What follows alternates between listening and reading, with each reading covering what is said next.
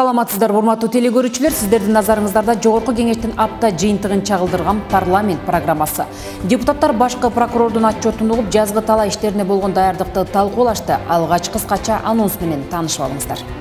Жогорку кеңеште башкы прокурордун 2021 жылга карата отчету угулду. Макул 78, каршы жок, бар 78 катталды, 84 токтом долбоор кабыл алынды. Төрага Талант Мамытов бизнес жана ишкерликти өнүктүрүү боюнча кеңештин кезектеги отурумун өткөрдү. Бишкекте таштандыларды кайра иштетүүгө бөлүнгөн каражат кайда кетти? Депутаттар көчмө жыйын өткөрүп, жеринен барып такташты. Баары менен бирдей тегиз күрөшмөйүнчө жеңиш кыйын да. Менин үйүм арзандатылган турак жай мамлекеттик кызматкерлерге 4% менен бериле баштады. Мы успели обеспечить кредитами 386 заемщиков.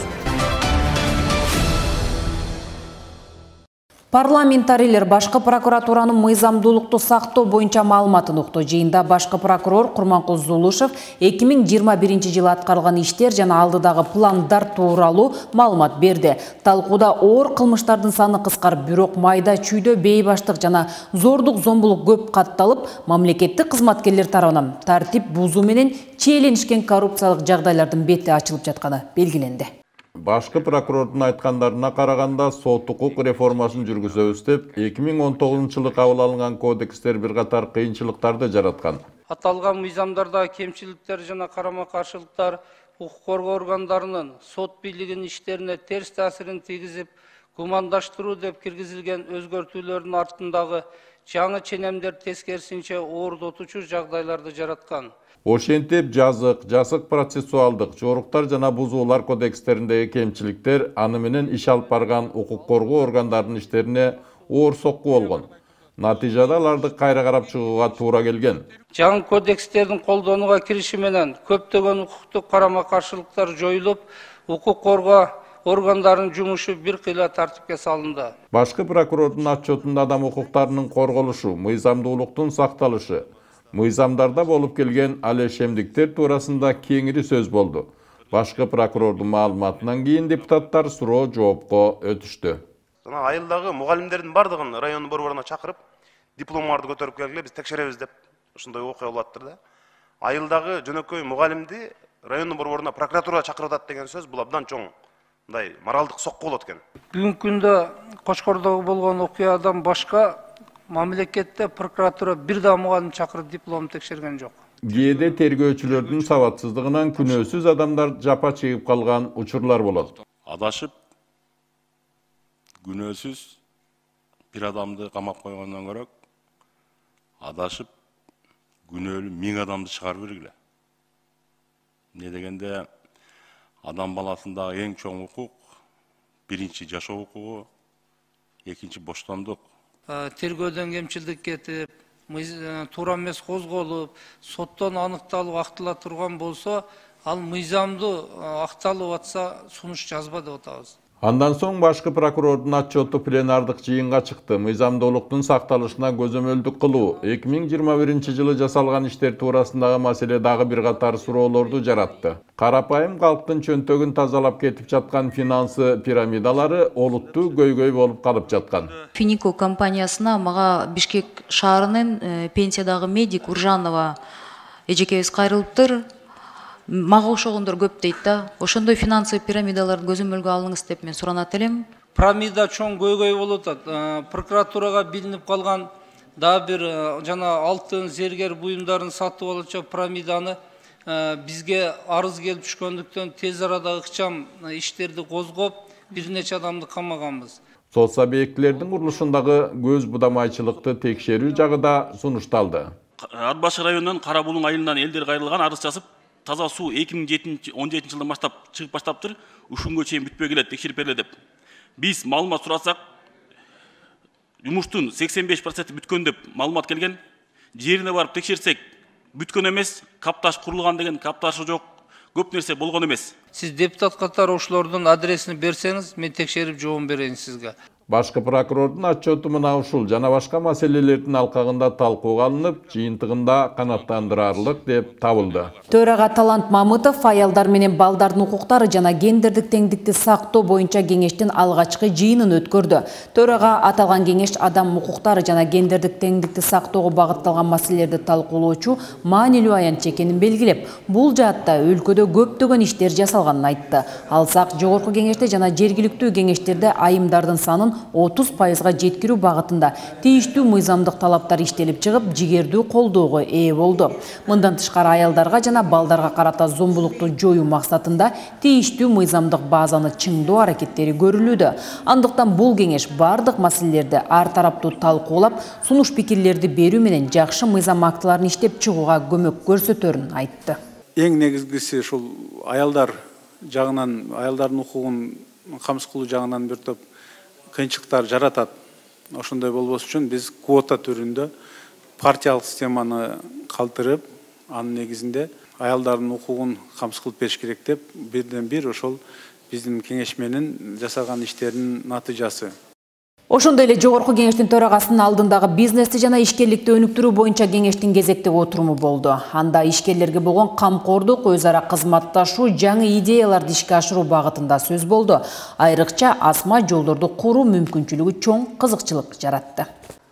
Эң алгач жогорку кеңештин төрагасы Талант Мамытов аталган кеңештин негизги максаты ишкерлерге татыктуу шарттарды түзүп берүү экендигин баса белгиледи. Бүгүнкү күнү урматтуу президентибиз Садыр Нуркожоевич тиешелүү тапшырмаларды берип, бизнес чөйрөнүн өкүлдөрүнө тиешелүү шарттарды түзүү боюнча өзүнүн жарлыгын чыгарып, бардык аракеттерди жасап атат. Ишкерлер менен эр шаркка иш алып баруунун улам барган сайын жакшырып баратканына эл депутаты Шарапатхан Мажитова да токтолуп өттү. Чоң максаттарды коюп, чоң идеяларды, чоң проектилерди алдыга коюп, мына ошолорду коркпостон аракет менен аткарууга мен тилектешмин. Бизнести жана ишкерчиликти өнүктүрүү кеңеши түзүлгөндөн бери бир катар сунуштар айтылып, алар ишке аша баштаганын да белгилеген ишкерлер болушту.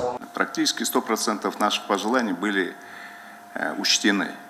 Где-то компромиссы мы находили, где-то мы стояли твердо на своих позициях, но большинство мы нашли точки соприкосновения. Ал эми жыйынга катышкандардын көңүлүн асма жолдорду курууну ишке ашыруу туурасындагы маселе болду. Биз ушул жерде заводун курсак, ошол бардык рельсаларды ушул жерден чыгарсак. Айтылган маалыматтарга таянсак, асма жолдор транспорту өтө ыңгайлуу, тез жана экологиялык жактан таза транспорт болот экен. Бул транспорт электр энергиясы менен жүргөндүктөн эч кандай атмосферага зыяндуу выбростарды чыгарбайт. Ошондой эле электр энергияны өтө аз расходтойт. Ошол убакта бул жерден бир нече көтөрүлгөндөн кийин мунун коопсуздук адамдарды тебелеп кетүү же болбосо коюшуп кетүү деген коопсуздугу жок. Бул идеяны төрагада колдоого алды. Бул биринчиден ушул табиатка дагы зыянын келтирбестен, тийгизбестен, ошондой эле бир кандайдыр бир тоолорду жанагы рельефтерди бузбастан транспорт инфраструктурасын түзгөнгө бир чоң шарттар түзөт экен. Эми жолдорду колдонууга жараша акы алынат. Жогорку кеңеш жол фонду жөнүндө мыйзам долбоорун экинчи окууда жактырды. Карамайга акциз салыгын кийрүү менен фондко каражат чогултулмакчы. Анын 50% бюджетке, жарымы фондко түшүп, ал акча жол тармагын өнүктүрүүгө жумшаларын демилгечилер ырасташууда. Жол фонду жөнүндө мыйзам долбоору эки чакырылыштын депутаттары тарабынан көп ирет талкууланып, ийиленип бышты. Эл өкүлдөрүнөн коомдук талкуудан түшкөн сунуштар эске алынып, акциз салыгы карамайдын литрине 1 сомдун тегерегинде деп бекитилүүдө. Акыркы вариантта акциз салыгы жыл сайын жогорулабай, туруктуу сакталмакчы. Транспорт, коммуникациялар, архитектура жана курулуш боюнча комитеттин төрагасы Бактыбек Сыдыков мыйзам долбоорун колдоого чакырды. Сунуштар боюнча негиздемелер комитеттин корутуусунда берилген. Урматтуу депутаттар, колдоп бериңиздерди суранабыз. Жол фонду аркылуу тышкы карыз төлөнбөйт, бирок түшкөн акчанын 50% бюджетке чегерилмекчи. Эгер келечекте электромобилдерге же унаалар газга өтүп кетсе, фонддун тагдыры кандай болот деген суроо да жаралды. Убакыттын өтүшү менен электр энергиясына жана газга салыктарды көтөрүү керек деп эсептейсизби? Кандай ойлоп атасыз?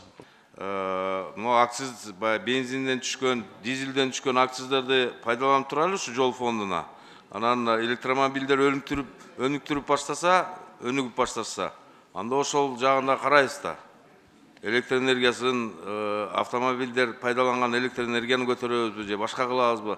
Фондтун ишмердигин байкоочу кеңеш карайт жана ал коомдук башталышта болуп, мүчөлөрү айлык албайт деп айтылды. Кандай составда жүрөт? Мен угушума караганда, түшүнүмө караганда, силердики азыр Минтрастын ичинде болот, туурабы? Байкоочу кеңеш.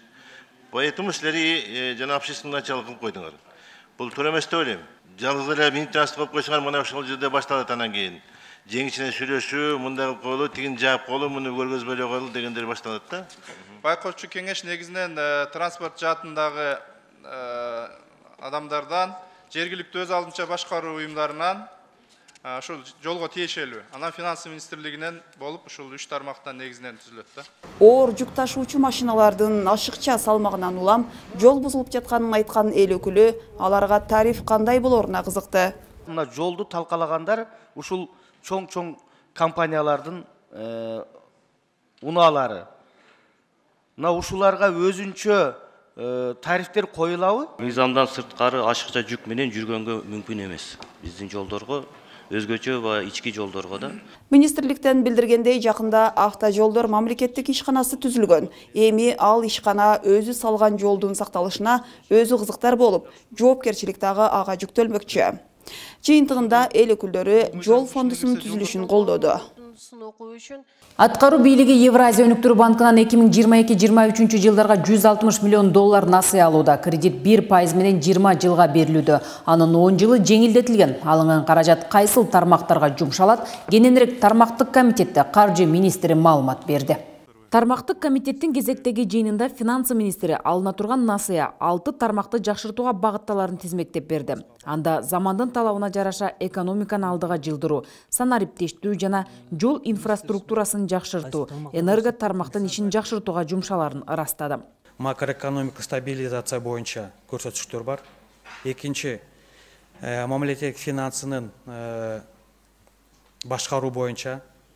Үчүнчү, салык администрирование жакшыртуу. Депутаттын пикиринде саны көп, сапаты жагынан натыйжасы аз, суммасы асман чапчыган насыялар алынууда. Борбор Азия боюнча сырт жактан ар кайсы булактардан эң көп насыя сураган Кыргызстан.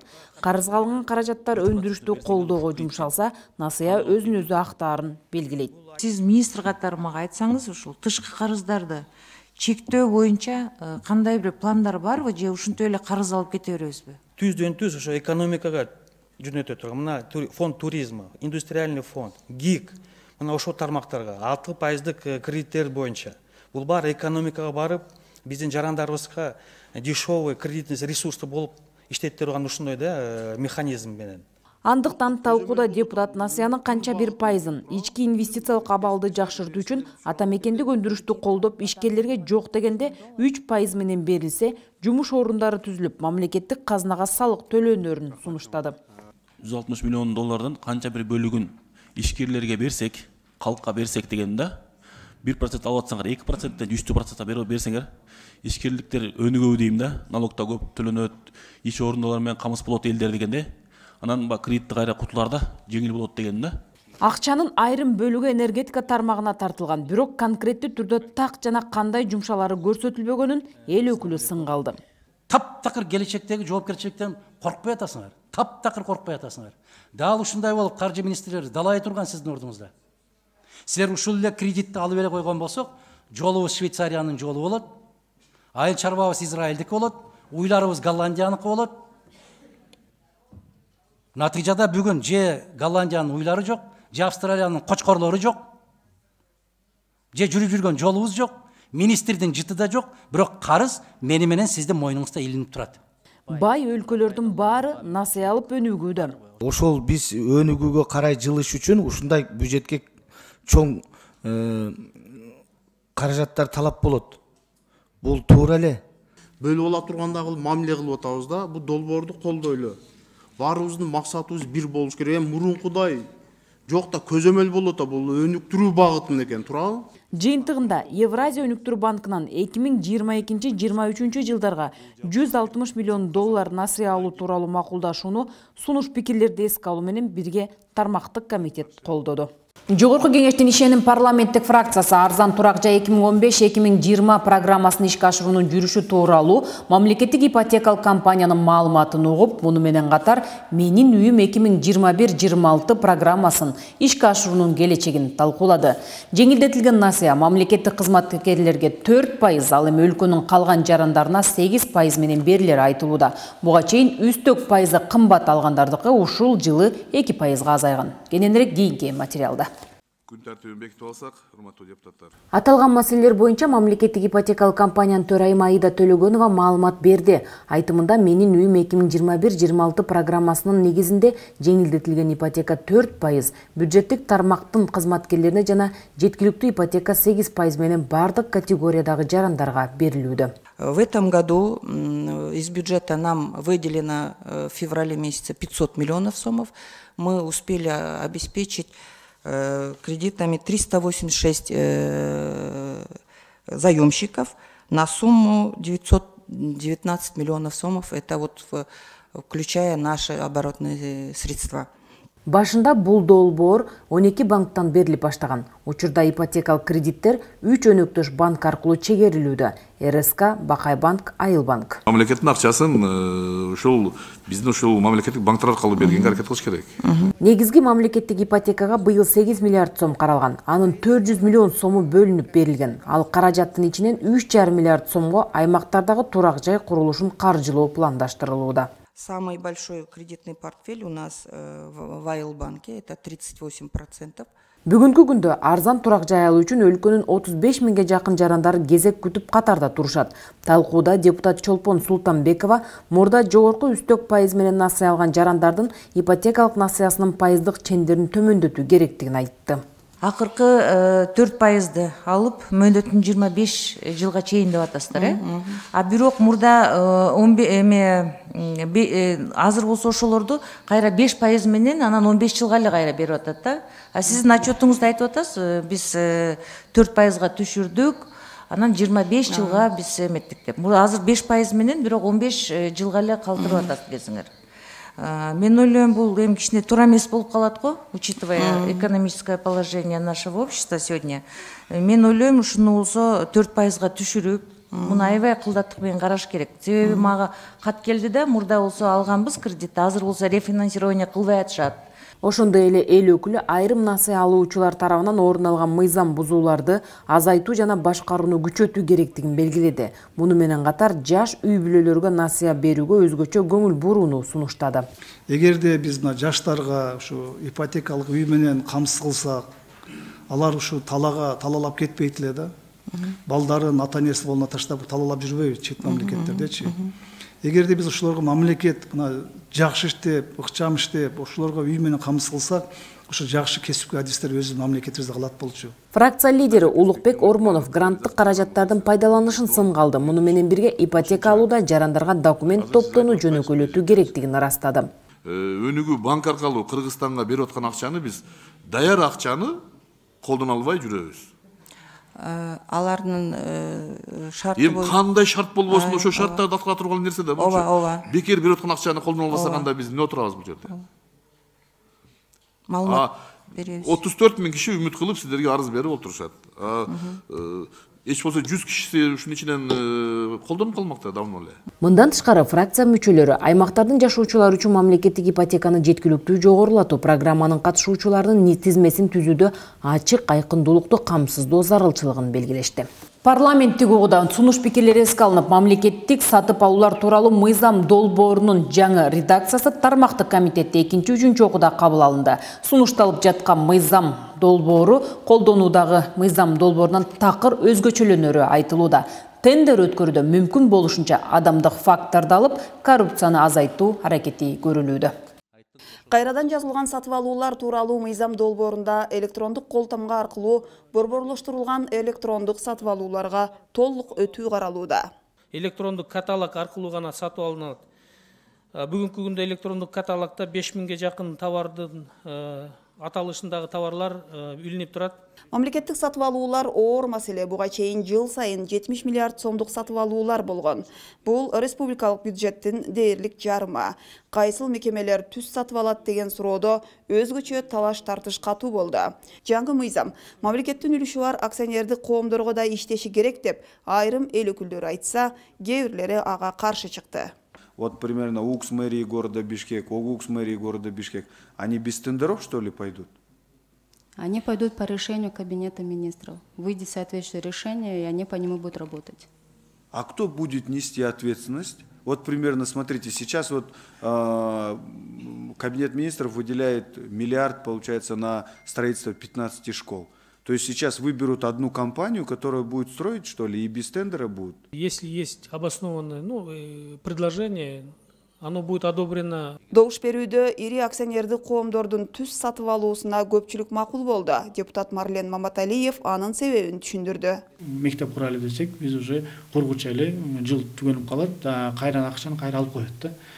Ушуга байланыштуу мисалы биздин госкомпаниялар бар экен, Манас аэропорту. Ал болсо самолетторго жанагы топливо алайын десе, тендердин негизинде 5-6 айга чозулуп кетет да, аларга топливо албай калат. Жол болсо ошол биздин компания Мегакомду айтайлы. Анын конкуренти Ошка, Билайн дегендер бар. Ал жаңы технология киргизгиче, тендер өткөзгүчө берки компаниялар уже сатып алат да, Мегаком артта калат. Ошого эске алуу менен биз айтып атабыз, макул. Мамлекеттик сатып алуулар мыйзамынан буларды чыгарып коелу, бирок булар жоопкерчилик болуш керек деп. Ал жерде МВД бар, ГКМБ бар, уже өкмөттө. Алар бир серет текшерет дагы, анан ошол жерден прямой алганга уруксат берилет да. Чынында буга чейин тендерде эң арзан бааны берген компания утуп келген, натыйжада жол куруу болсун, имарат болсун, сапаты начар чыгып, 2 эсе төлөп калган учурлар арбын болгон. Арзандын ашы татыбасы бардык тармактарда терс таасирин берген. Эл өкүлү эми мындайга жол бербөөнү эскертти. Из-за этого закона госзакупок, из-за того, что мы вынуждены выбирать между ценой и качеством, в государственной больнице закупается самое допотопное устаревшее оборудование. Я очень простой пример беру. Я не буду говорить за все остальные ведомства, я говорю именно про государственные больницы. Көптөгөн сунуш пикирлер менен мамлекеттик сатып алуулар тууралуу мыйзам долбоорунун жаңы редакциясы тармактык комитетте кабыл алынды. Жаздын ар бир күнү жылга тете. Андыктан Айыл чарба министрлиги дыйкандарды үрөн, жер, семирткичтер, күйүүчү май менен камсыз кылуусу керек. Тиешелүү министрлик бул жатта кандай иштерди алып барууда? Бул маселе парламенттин тармактык комитетинде каралды. Ушул жылы айыл чарба тармагына 26 миллиард акча каражаты бөлүнүп, агрардык тармакка чоң реформа жүрөөрүн министрлер кабинети убада кылган. Айыл чарба министринин орун басары Азамат Мукашев дыйкандардын талабы четинен аткарылып жатканын тизмектеп, үрөндү импорттоп келүүдө бир аз көйгөйлөр жаралганына токтолду. 24 февралга чейин Россия Украина ортосунда окуялар форс-мажордук пайда болушуна Россия Федерациясынын аймагында тышкары дан өсүмдөрүн ташып чыгуу убактуу тыюу салынганын байланыштуу февраль айында жүктөлгөн 6148 тонна айыл чарба өсүмдөрдүн үрөнү бүгүнкү күндө Россия Федерациясынын аймагында жолдо турат. Жаздын бир күнү жылга тете үрөндөрдүн кечигип жатканы комитет төрагасын кабатыр кылды. Эмне үчүн 2000 тонна бүгүнгө чейин бериле элек? Эртең ал үрөндүн бизге кереги жок уже. Жер себилип бүттү да уже. Россиядан келек дагы мынакей бүгүнкү күндө өзүңүз айтып атсаңар дагы 10.000 тонна келет экен. 10.000 тоннаны быйыл колдоно албайбыз да уже. Үрөнчүлүккө бериле турган насыялар кечиктирилип жатат. Насыя берген банктардагы бюрократия дыйкандарга түйшүк жаратууда. Үрөндү алгандан көрө мындайча айтканда сатып алганыбыз мындай ыңгайлуу болуп кетип атат дейт. Эмне үчүн дегенде бул жерде ошончо кагазды чогултууда элдердин убарасы.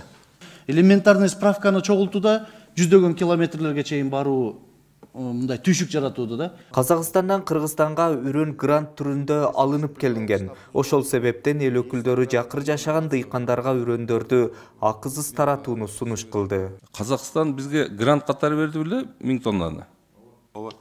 А эмнеге биз өз келген грантты элге кайра пайыз менен акчага берип атабыз? Бекер бергенде эле болбойт. Өзүңөр билесиңер, биз азыр семенной фонд түзүү боюнча маселе көтөрүп атабыз, Айыл банк менен чогуу.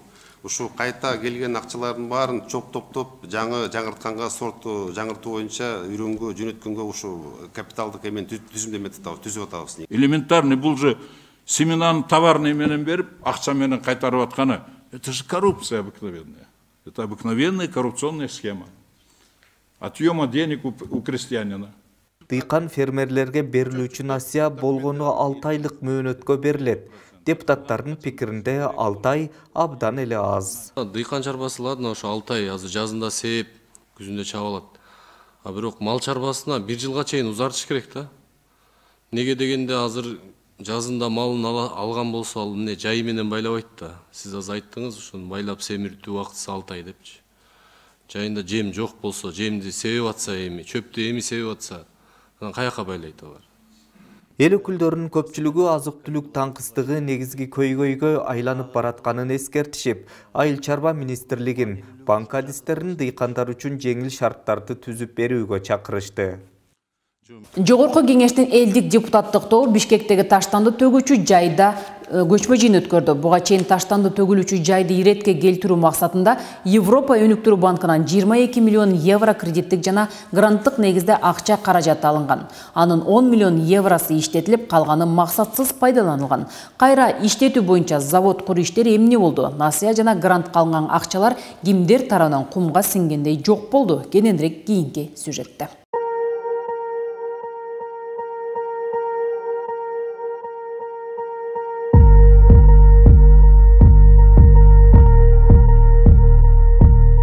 Бишкектин түндүк тарабында жайгашкан таштанды талаасынан чыккан кара түтүн борбордун кайсы бурчунан болсо да көрүнүп турат.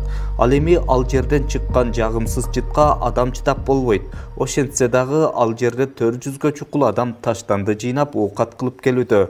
Тилекке каршы алардын ден соолугуна күйгөн жан жок. Бул жерде жашаган элдерди элестетип көрүңүздөр. Кантип жашап атат?